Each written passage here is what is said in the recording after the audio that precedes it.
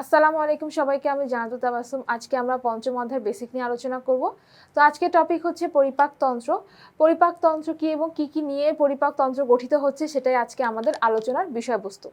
তো পরিপাকতন্ত্র কাকে বলে সেটা আমরা প্রথমে জানবো। পরিপাকতন্ত্র হচ্ছে যে তন্ত্রের মাধ্যমে জটিল খাদ্যদ্রব্য ভেঙে দেহের শোষণ উপযোগী দ্রবণীয় সরল উপাদানে পরিণত হয় তাকেই কিন্তু পরিপাকতন্ত্র বলা হয়। অর্থাৎ পরিপাকতন্ত্রের মাধ্যমে কি হয়, এই যে আমরা যে খাবারগুলো খাচ্ছি, যেমন ভাত, রুটি, আলু বলো, মাছ মাংস বলো, তারপর তেল জাতীয় যে খাবারগুলো আছে সেগুলো বলো, এগুলো কি হচ্ছে আমাদের দেহে যাচ্ছে এবং এটা কিন্তু আস্ত খাবার, এগুলো কিন্তু দ্রবণীয় হয় না বা দ্রবীভূত হয় না আমাদের রক্তে। তো এই খাবারগুলো যখন আমরা খাই, খাওয়ার পরে যেটা হয়, এটা বিভিন্ন ধাপে ধাপে ভেঙে আমাদের মুখগহ্বর থেকে ভাঙায় স্টার্ট করে। মুখগহ্বর থেকে শুরু করে পাকস্থলীতে, তারপরে হচ্ছে অন্ত্রে যায়, ভাঙতে ভাঙতে এটা এমন একটা পর্যায়ে চলে যায় যখন দেহের শোষণ উপযোগী উপাদানে পরিণত হয়, অর্থাৎ দেহ গ্রহণ করতে পারবে, দেহের পুষ্টি উপাদান সাধিত হবে, এরকম একটা পর্যায়ে সেটা যায়। এই পুষ্টি উপাদানগুলো তৈরির জন্য বা এই পুষ্টি উপাদানগুলো সরল ভাষায় মানে সরল ভাবে তৈরি করার জন্য যে তন্ত্রটা কাজ করে সেটাই কিন্তু পরিপাকতন্ত্র। আর পরিপাক কি? পরিপাক হচ্ছে একটা প্রক্রিয়া। পরিপাক বা হজম হচ্ছে একটা প্রক্রিয়া, যে প্রক্রিয়ার মাধ্যমে এই যে কঠিন এবং জটিল খাদ্যদ্রব্য ভেঙে দেহের গ্রহণ উপযোগী বা শোষণ উপযোগী সরল খাদ্যদ্রব্যে পরিণত হয়, সেই প্রক্রিয়াকে কিন্তু বলা হয় পরিপাক। ঠিক আছে, তাহলে এখন আমরা দেখব পরিপাকতন্ত্র বা পৌষ্টিকতন্ত্রের মধ্যে কি কি রয়েছে। পরিপাকতন্ত্রকে ভাঙলে দুই ভাগে ভাগ করা যায়। একটা হচ্ছে পৌষ্টিক নালী বা পরিপাক নালী, আরেকটা হচ্ছে পৌষ্টিক গ্রন্থি বা হচ্ছে পরিপাক গ্রন্থি।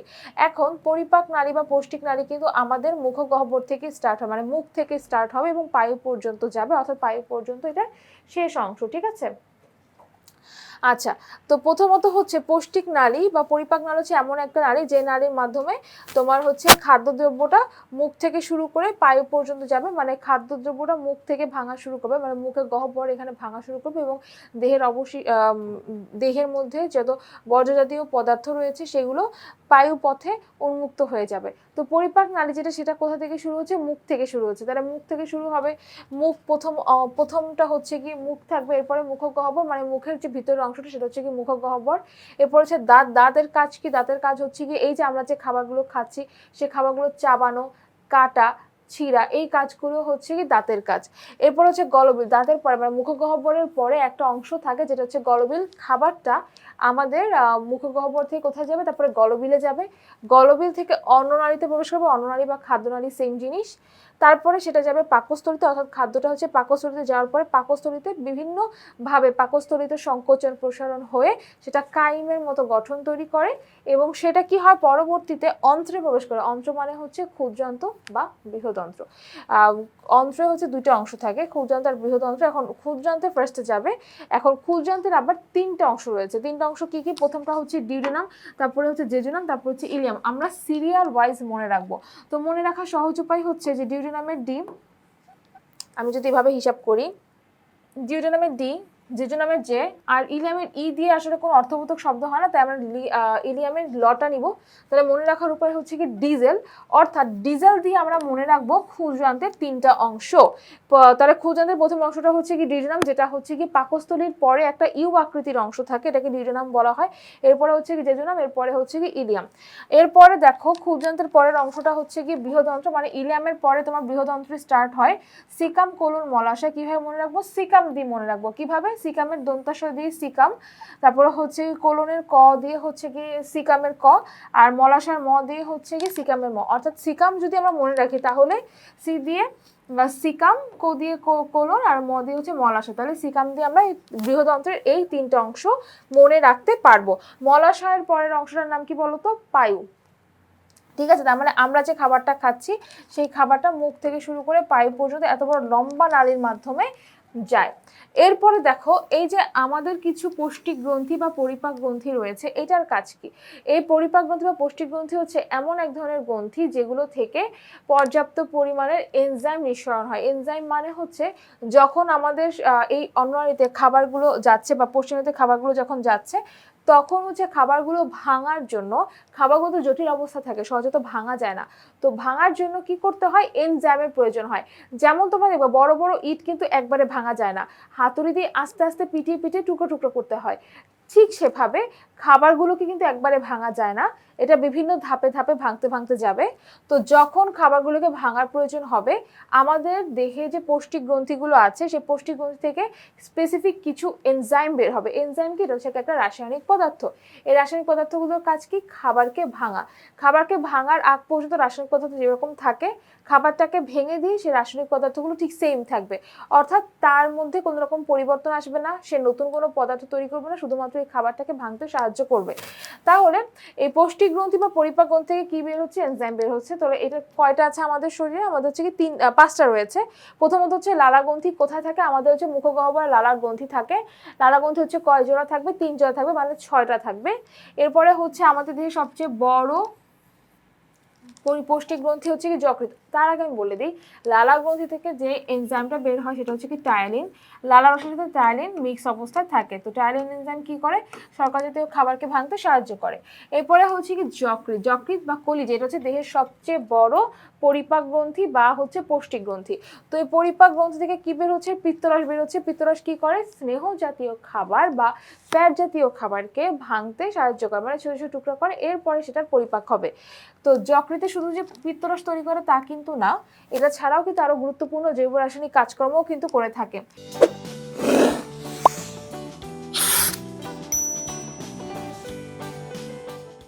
আমাদের শরীরে অগ্ন্যাশয় হচ্ছে এমন একটা গ্রন্থি যেটা হচ্ছে একই সাথে অন্তঃক্ষরা এবং বহিঃক্ষরা গ্রন্থি হিসেবে কাজ করে।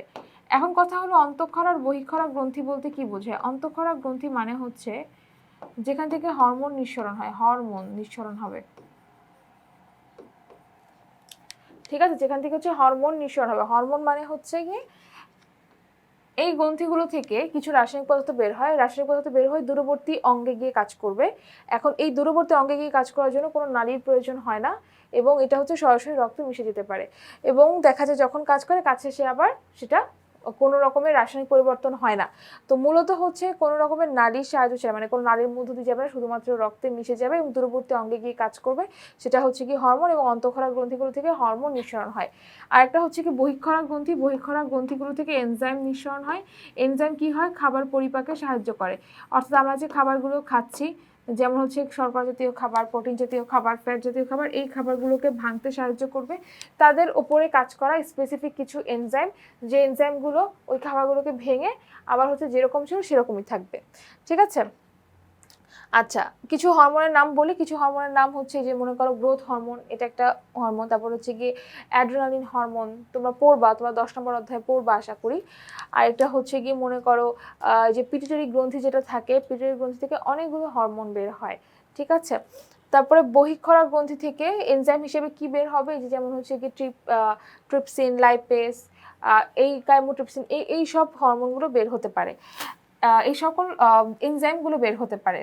তারপরে দেখো গ্যাস্ট্রিক গ্রন্থি। গ্যাস্ট্রিক গ্রন্থি হচ্ছে কি পাকস্থলীতে কিছু গ্রন্থি থাকে, পাকস্থলীকে যদি আমরা প্রস্তুচ্ছেদ ঘটাই তাহলে দেখা যাবে সেখানে কিছু গ্রন্থি থাকে, এই গ্রন্থিগুলোকে গ্যাস্ট্রিক গ্রন্থি বলে, কারণ সেখান থেকে হাইড্রোক্লোরিক অ্যাসিড নিঃসৃত হয় এবং কিছু এনজাইম নিঃসরণ হবে। আর আন্ত্রিক গ্রন্থি হচ্ছে অন্ত্রের মধ্যে যখন কোনো গ্রন্থি থাকবে, অন্ত্রের মধ্যে যে ক্ষুদ্রান্তের মধ্যে যখন কোনো গ্রন্থি রয়েছে তাকে আন্ত্রিক গ্রন্থি বলা হয়। এই সবগুলো কিন্তু একই সাথে তোমার খাবার ভাঙতে, অর্থাৎ খাবার শোষণে সাহায্য করে। এখন এখানে একটা ছবি দেওয়া আছে, ছবিটা হচ্ছে পরিপাক তন্ত্রের ছবি। আমাদের পরিপাক তন্ত্রের ছবিটা একটু যদি শিখে রাখি আমরা, আমাদের জন্য ভালো হয়। তো এখানে আমরা যদি ছবিটা একটু দেখি, যে এখানে প্রথমত হচ্ছে মুখগহ্বর দেখাচ্ছে। মুখগহ্বরের ভেতরে তুমি দেখবা যে এইখানে কিছু গ্রন্থি আছে। কিছু গ্রন্থি বলতে যে সাবলিঙ্গুয়াল গ্রন্থি, প্যারোটিড গ্রন্থি, তারপর হচ্ছে ম্যান্ডিবুলার গ্রন্থি, ঠিক আছে? এখন এই যে এই তিনটা গ্রন্থি হচ্ছে কি লালা গ্রন্থি। এটা প্যারোটিড হবে, তো লালা গ্রন্থি, যেটা লালা গ্রন্থি হচ্ছে গিয়ে 3 জোড়া আমি বলেছিলাম, অর্থাৎ 6টা। তো এই যে দেখো প্যারোটিড গ্রন্থি এখানে একটা আছে, তারপর সাবলিঙ্গুয়াল যে জিহ্বার নিচে এখানে একটা থাকে, একটা হচ্ছে ম্যান্ডিবুলার গ্রন্থি, ঠিক আছে, চোয়ালের এই জায়গাটা থাকবে। তো এগুলো হচ্ছে দুই পাশে একটা একটা করে আছে, তার মানে কি 6টা। এরপরে দেখো গলবিল, মুখে বিহবরের পরে খাবারটা কোথায় যায়, গলবিলে যাবে, তারপরে হচ্ছে অন্ননালীতে প্রবেশ করবে। গলবিল এতটুকু জায়গা, এরপর হচ্ছে অন্ননালীতে প্রবেশ করবে, করে হচ্ছে তোমার এই পাকস্থলীতে যাবে। পাকস্থলীর প্রাচীরটা হচ্ছে একটু পুরু হয়, এবার যখন খাবারটা যায় তখন খাবারটা কি হয়, ক্রমাগত সংকোচন প্রসারণের মাধ্যমে কাইম তৈরি করে। আর এখানে আমরা যকৃতটা দেখতে পাচ্ছি, যকৃতটা কিন্তু বেশ বড় একটা অঙ্গ আমাদের শরীরের মধ্যে। তারপরে এই যকৃতের এই জায়গা রয়েছে একটা পিত্তথলি, আর এই জায়গা হচ্ছে একটা নালী রয়েছে, এটা হচ্ছে যকৃত নালীটা বের হয়েছে। এখানে পিত্তরস যেটা তৈরি হয়, সেই পিত্তরস গিয়ে জমা হয় কোথায়, পিত্তথলিতে। এখন এই যে পাকস্থলী থেকে এই জায়গাটা থেকে শুরু হয় ক্ষুদ্রান্ত, কি শুরু হয়, ক্ষুদ্রান্ত তৈরি হয়। তো এই জায়গাটা দেখো যে একটু ইউ এর মতো অংশ, এই অংশটাকে বলা হয় ডিউডেনাম। এরপরে হচ্ছে গিয়ে ক্ষুদ্রান্তের জেজুনাম অংশ, জেজুনাম অংশ দেখো এতটুকু, আর এখান থেকে শুরু হচ্ছে গিয়ে তোমার বাকিটা, এই যে এখান থেকে তোমার হচ্ছে এই জায়গাটা অনেক প্যাঁচানো অবস্থায় থাকবে, এটার নাম হচ্ছে কি ইলিয়াম। তাহলে এটা হচ্ছে ক্ষুদ্রান্তের 3টা অংশ, ডিউডেনাম, জেজুনাম, তারপর হচ্ছে কি ইলিয়াম, ঠিক আছে। এখন এইখানে হচ্ছে খাবারটা কি হয়, খাবারটা হচ্ছে হজমে সাহায্য করে বিভিন্ন এনজাইম, করার পরে এই যে এখান থেকে তোমার শুরু হবে কি, বৃহদন্ত্র। তো খাবারটা যা মানে ভাঙা হয়ে গেছে, এরপরে তোমার যখন সিকামে প্রবেশ করবে, এটা হচ্ছে কি বৃহদন্ত্রের প্রথম অংশ সিকাম। সিকামে যখন প্রবেশ করবে তখন হচ্ছে যেগুলো আমাদের শরীরের জন্য প্রয়োজন সেটা হচ্ছে শোষিত হয়ে যাবে, আর যেটা আমাদের শরীরের জন্য প্রয়োজন না, অপ্রয়োজনীয় বর্জ্য পদার্থ বা হচ্ছে বিষাক্ত পদার্থ, সেটা হচ্ছে মল আকারে আস্তে আস্তে তৈরি হবে। তো এখানে আমরা দেখতে পাচ্ছি এই জায়গায় একটা অ্যাপেন্ডিক্স আছে, তোমরা তোমাদের বইতে দেখবা যে অ্যাপেন্ডিসাইটিস নামে একটা রোগ আছে। তো অ্যাপেন্ডিক্স হচ্ছে এইখানে সিকামের সাথে একটু ছোট আঙ্গুলের মতো দেখা যায় একটা ক্ষুদ্র অঙ্গ থাকে। এইটা অনেকে বলে যে রোগ প্রতিরোধ ক্ষমতার কাজে লাগে, অথবা অনেকে বলে যে না, এটা আসলে কোনো কাজ নেই। তো এই অ্যাপেন্ডিক্সে যদি কোনো কারণে ব্যাকটেরিয়া আক্রমণ করে তখন এই জায়গাটা কিন্তু ফুলে যায়, আর যদি ফুলে যায় তখন ওষুধ খেতে হয়, অথবা যদি একেবারে ওষুধ খেয়ে ঠিক না হয় তখন কিন্তু অপারেশন করে কেটে ফেলে দিতে হয়।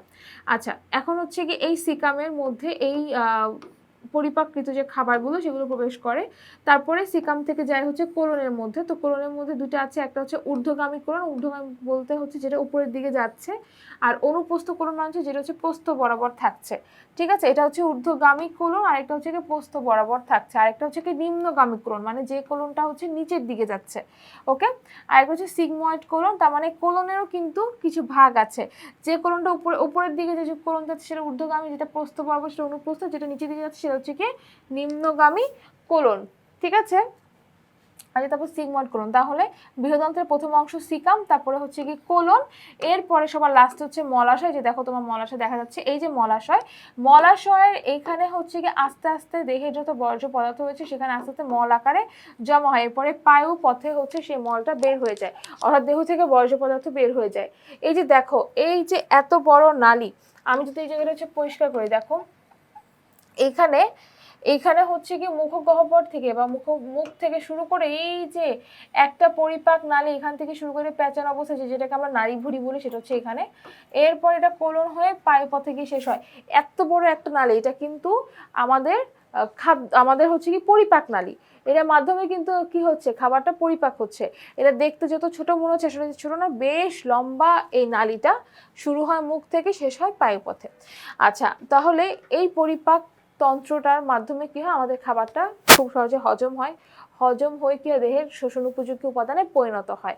তাহলে তোমাদের বইতে যে পরিপাক তন্ত্রের ছবিটা আছে, আশা করি তোমরা ওই ছবিটা শিখবা এবং যখন পরীক্ষায় আসবে তোমরা কিন্তু এটা দিতে পারবা। তো তোমাদের বইয়ের সাথে কিন্তু মিল রেখে ছবিটা দেওয়া রয়েছে। এখানে আমি একটা জিনিস মিস করেছি কোথায়, এখানে আছে হচ্ছে কি অগ্নাশয়টা কি করে, দেখো অগ্নাশয়টা কিন্তু হচ্ছে পাকস্থলীর নিচের দিকে আছে, ঠিক আছে। অগ্নাশয়টা কোথায় আছে, পাকস্থলীর নিচের দিকে আছে, এটা কিন্তু একটা পাতার মতো একটা অঙ্গের মতো।